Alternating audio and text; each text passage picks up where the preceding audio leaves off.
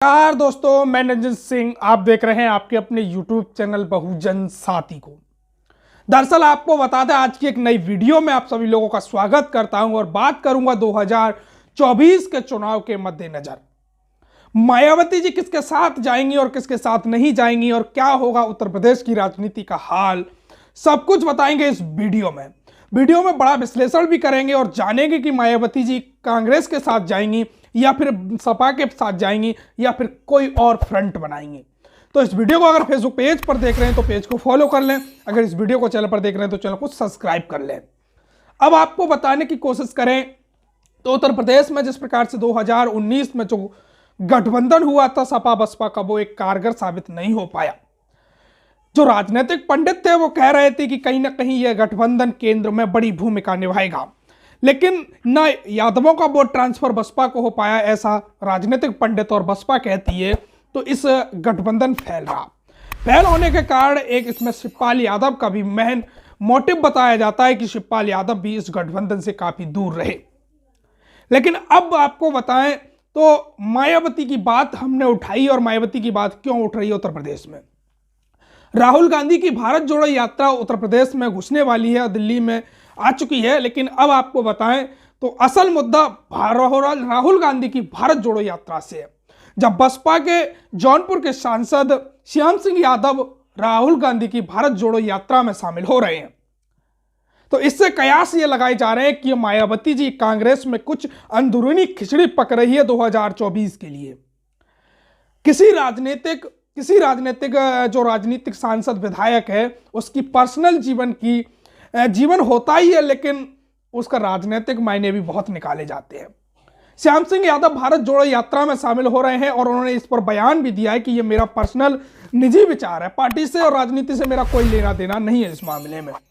लेकिन अब आपको बताएं इसमें राजनीति तो लानी पड़ेगी, क्योंकि राजनीतिक पंडित कहते हैं, राजनीतिक विश्लेषक कहते हैं कि राजनीति में कोई सगा नहीं होता, राजनीति में कोई दोस्त नहीं होता, राजनीति में कोई दुश्मन नहीं होता। बड़ी बड़ी दुश्मनियां भूल जाते हैं। मायावती ने जिस प्रकार से गेस्ट हाउस कांड भूलकर समाजवादी पार्टी के साथ गठबंधन कर लिया।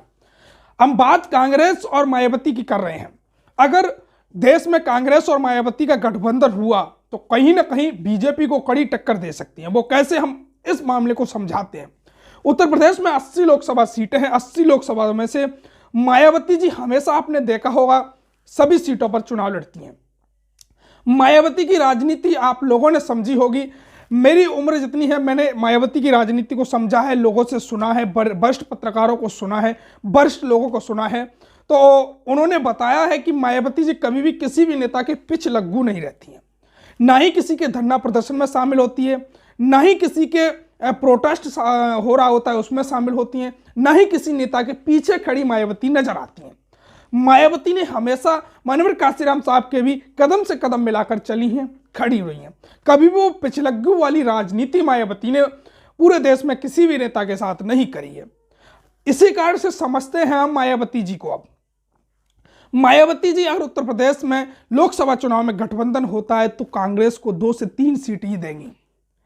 इसका मेन वजह यह है कि मायावती जी अपने आप को उत्तर प्रदेश ही नहीं बल्कि देश में मुख्य भूमिका में, साथ ही अखिलेश यादव को पीछे छोड़कर मायावती जी कांग्रेस के साथ गठबंधन करेंगी, तो कहीं ना कहीं बड़ी शर्तों के साथ। मायावती जी अपनी शर्तों पर कभी भी नहीं झुकती हैं, ये आपने भी देखा होगा। हमने भी 4 से 5 साल का जो अनुभव है हमारा पत्रकारिता का, वो देखा है, लोगों से हमने सुना है, लोगों से समझ रहे हैं हम मायावती की राजनीति को, लोगों से जान रहे हैं कि मायावती की कैसी राजनीति है। ये हमने जब रिपोर्ट तैयार की तो वरिष्ठ पत्रकारों को हमने सुना है। वरिष्ठ पत्रकारों ने एक बात बताई कि जिस प्रकार से अखिलेश यादव और जयंत चौधरी का भले ही गठबंधन है, लेकिन गठबंधन हो जाना अलग बात है, गठबंधन अभी भी चल रहा है, लेकिन गठबंधन में दरार असल में आ गई है। जयंत चौधरी ने खतौली चुनाव जीतकर बता दिया कि अखिलेश यादव को हमें अखिलेश यादव की जरूरत नहीं है, हम अकेले ही कुछ कर सकते हैं। कहीं ना कहीं जिस प्रकार से देखा जाए तो पश्चिमी उत्तर प्रदेश में जयंत चौधरी बड़ा धमाका है, बड़ा फैक्टर है। जयंत चौधरी भी चाहते हैं मायावती से गठबंधन करना, लेकिन आपके मन में सवाल होगा कि वो चंद्रशेखर आजाद के साथ है। चंद्रशेखर आजाद जब मायावती जी चुनावी मूड में आ जाएंगी, गठबंधन में आ जाएंगी, तो चंद्रशेखर आजाद कहीं नहीं टिक पाएंगे, यह भी राजनीतिक पंडित कहते हैं।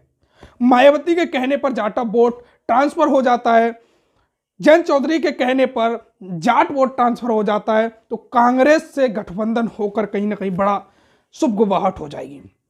लेकिन पेच कहां फंसेगा कांग्रेस से गठबंधन का, यह भी समझ लीजिए। पेच फंसेगा राजस्थान में। राजस्थान में पिछले 2018 में चुनाव हुए तो जो 2018 में कहीं ना कहीं देखा जाए तो मायावती की पार्टी यानी बहुजन समाज पार्टी के 6 विधायक जीत कर आए, वो कांग्रेस ने तोड़ लिया, गहलोत ने तोड़ लिए। अगर राजस्थान में कांग्रेस का जो मुख्य चेहरा है गहलोत, अगर उसकी जगह पायलट बनते हैं मुख्य चेहरा कांग्रेस के, तो कहीं ना कहीं वहां गठबंधन की गुंजाइश बन जाती है। मध्य प्रदेश में भी बात करें तो मध्य प्रदेश में भी कांग्रेस ने कई जगह बहुजन समाज पार्टी के विधायक तोड़कर अपने में शामिल करा लिए। तो कहीं ना कहीं जो असमंजस की स्थिति है अन्य प्रदेशों में भी बनेगी। हमारे दर्शकों से हमने सवाल लिए तो बताया दर्शकों ने कि मायावती के पास हरियाणा में वोट बैंक है, मायावती के पास पूरे देश में हर राज्य में 1% से लेकर 13% तक वोट है। कई राज्य में 4%, कई राज्य में 3%, कई राज्य में 2%, कई राज्य में 1.5%, कई राज्य में 4-5% वोट आज भी मायावती का कायम है। तो मायावती को हल्के में लेना, मायावती को हल्के में आंकना, तो ये बहुत बड़ी भूल हो सकती है। उत्तर प्रदेश के अलावा अगर देश में मुख्य विपक्ष रहेगा तो मायावती को उसमें शामिल करना बहुत ही जरूरी होगा। और यहां भी राजनीतिक पंडितों से हमने रिपोर्ट तैयार करने से पहले पूछा जाना कि 2024 में क्या होने वाला है।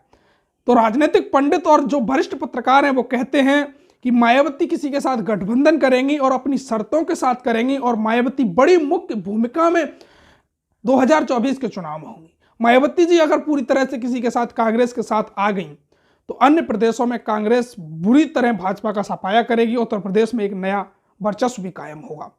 बहुत बड़ी लंबी चौड़ी फेयर लिस्ट बनाकर मायावती की तैयारी है और पूरी तैयारी मुसलमानों को जोड़ने की है। मुसलमानों को पूरी तरह से पश्चिमी उत्तर प्रदेश में इमरान मसूद को लेकर, याकूब कुरैशी को लेकर, और हमारे एक वरिष्ठ सहयोगी हैं, पत्रकार हैं, उन्होंने एक पश्चिमी उत्तर प्रदेश के समाजवादी पार्टी के 4 बार के विधायक से बातचीत करी तो उन्होंने नाम खोलने से इनकार कर दिया है। लेकिन हम आपको बता देते हैं, उन्होंने बताया कि अभी भी समाजवादी पार्टी के 20 नेता ऐसे हैं जो बहुजन समाज पार्टी में आ सकते हैं।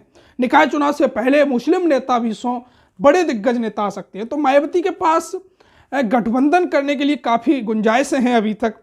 और जो भारत जोड़ो यात्रा में बसपा सांसद गए हैं, बसपा सांसद शामिल हो रहे हैं, तो इससे कहीं ना कहीं राहुल गांधी और मायावती की नज़दीकियाँ बढ़ जाएं या नहीं, या फिर मायावती जी श्याम सिंह यादव जो बसपा के सांसद हैं जौनपुर के, उन पर कार्रवाई करेंगी या नहीं। ये बहुत बड़े सवाल खड़े होते हैं और सवाल कहीं ना कहीं लाजमी है, क्योंकि राजनीति में कोई भी किसी का सगा नहीं होता है और राजनीति में कब क्या हो जाए पता नहीं है। 2024 की फेयर लिस्ट और 2024 में किसके साथ गठबंधन, ये बड़ा सवाल है। बड़ा सवाल यह भी है कि मायावती जी क्या कुछ करेंगी। मायावती की जो राजनीति है वो हाशिए पर लगातार जा रही है, लेकिन 24 में उन्हें मजबूती से चुनाव लड़ना होगा। इसी कारण से मायावती की बड़ी अंदरूनी तैयारी है। आपको क्या लगता है कमेंट करें। इस वीडियो को अपनों में अपने दोस्तों में शेयर करूं जरूर करें। क्या विपक्ष मायावती को प्रधानमंत्री पद की दावेदार घोषित करेगा? इस वीडियो के बारे में कमेंट करें। वीडियो को अपनों में अपने दोस्तों में शेयर करें। इस वीडियो को फेसबुक पेज पर देख रहे हैं तो पेज को फॉलो कर लें। अगर चैनल पर देख रहे हैं तो चैनल को सब्सक्राइब कर लें।